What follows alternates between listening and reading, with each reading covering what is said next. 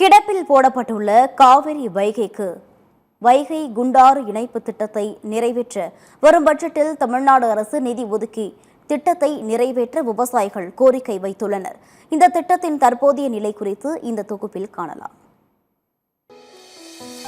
பருவமழை காலங்களில் வீணாக கடலில் கலக்கும் சுமார் 6300 மில்லியன் கன அடி காவிரி உபரி நீரை கரூர், திருச்சி, புதுக்கோட்டை, சிவகங்கை, ராமநாதபுரம், விருதுநகர் மற்றும் தூத்துக்குடி ஆகிய 7 தென் மாவட்ட பகுதிகளுக்கு கொண்டு சென்று குடிநீர் பற்றாக்குறையை போக்கவும் விவசாயத்தை மேம்படுத்தவும் செயல்படுத்தப்பட்டதுதான் காவிரி வைகை குண்டாறு இணைப்பு திட்டம்.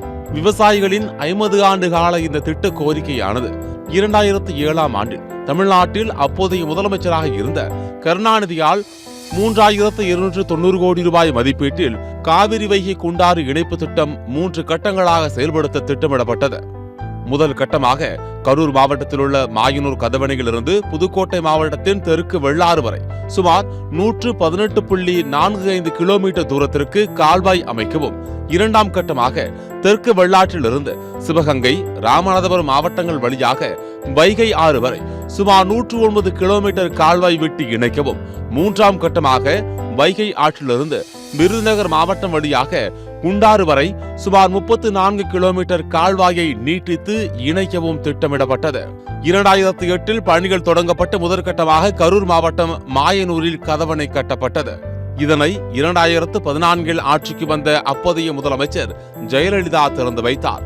அதனைத் தொடர்ந்து அதிக நிதி தேவைப்பட மத்திய அரசிடம் நிதி கோரியது தமிழ்நாடு அரசு. ஆனால் நிதி கிடைக்காததால் திட்டப்பணிகள் அனைத்தும் அப்படியே கிடப்பில் போடப்பட்டன. அதன் பின்னர் விவசாயிகளின் தொடர் போராட்டம் மற்றும் விடாமுயற்சியால் 2021ஆம் ஆண்டு அப்போதைய முதலமைச்சராக இருந்த எடப்பாடி பழனிசாமி இந்த திட்டத்திற்கு நிதி ஒதுக்கி மீண்டும் பணிகளை தொடங்கி வைத்தார். இதனையடுத்து பணிகள் நடைபெற்று வந்த நிலையில் ஆட்சி மாற்றம் ஏற்பட பின்னர் முதலமைச்சரானார் மு.க.ஸ்டாலின். அதன் பின் நிதி நெருக்கடியால் மீண்டும் பணிகள் கிடப்பில் போடப்பட்டதாக கூறப்படுகிறது. இந்த 5 ஆண்டுகளில் கிட்டத்தட்ட ஆயிரக்கணக்கான டிஎம்சி தண்ணி வந்து கடலுக்கு போயிருக்கு. ஆனால் அந்த 5 ஆண்டுகளாகவும் புதுக்கோட்டை மாவட்டம் கடுமையான வறட்சி. இந்த வறட்சியிலும் இந்த திட்டம் வந்து வந்திருந்தால் அந்த தண்ணீர் வந்து பயன்பெற்றிருக்கும். இல்லை, இப்போ புதிதாக இருந்திருக்கக்கூடிய ஆட்சி வந்து செய்யணும்னு சொல்லி நாங்கள் பல்வேறு வேண்டுகோள்கள் முதலமைச்சர் உள்பட எல்லாருக்கும் அனுப்பிச்சிருக்கிறோம். எல்லா அரசியல் கட்சிகள், எல்லா மக்கள் குடிநீர் ஆதாரமும் இந்த 22 மாவட்டங்களுக்கு தான். இதனுடைய பயன் வந்து 7 மாவட்டங்களுக்கு செல்லக்கூடிய இந்த திட்டம் வந்து இந்த அரசாங்கம் நிச்சயமாக இந்த நிதிநிலை அறிக்கையில் ஒரு 1000 கோடி ரூபாய் 2000 கோடி ரூபாய் பணம் ஒதுக்கி இதை வந்து துவங்கி மீண்டும் இதை செய்து தருவார்கள் என்று நாங்கள் நம்புகிறோம். இந்த காலத்திற்கு குடிப்பதற்கு கூட தண்ணீர் இல்லாத வறண்ட பகுதியாக ஆகிவிட்டது. வறட்சியாக புதுக்கோட்டை மாவட்டம் மட்டுமல்ல, தமிழகமே வறட்சியை நோக்கி நிற்கிறது. இன்று தினம் வருகின்ற புதிய அரசு நிச்சயமாக இந்த திட்டத்தை செயல்படுத்தி கொடுக்கும் என்று நம்புகிறோம்.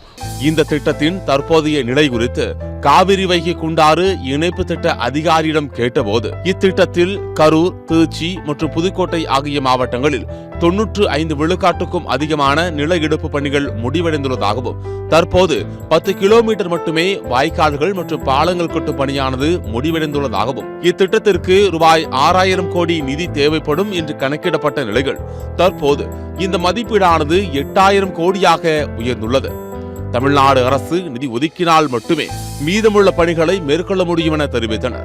எனவே தாவேக தலைவரும் தமிழக முதலமைச்சருமான விஜய் தேர்தல் அறிக்கையில் குறிப்பிட்ட வாக்குறுதிப்படி வரும் பட்ஜெட்டில் 5000 கோடி நிதி ஒதுக்கி காவிரி வைகை குண்டாறு இணைப்பு திட்டம் நிறைவேற்ற நடவடிக்கை எடுக்க வேண்டும் என்று விவசாயிகளும் பொதுமக்களும் கோரிக்கை விடுத்துள்ளனர். சத்தியம் தொலைக்காட்சியின் செய்திகளுக்காக புதுக்கோட்டை மாவட்ட செய்தியாளர் காமராஜுடன் செய்திக்குழு.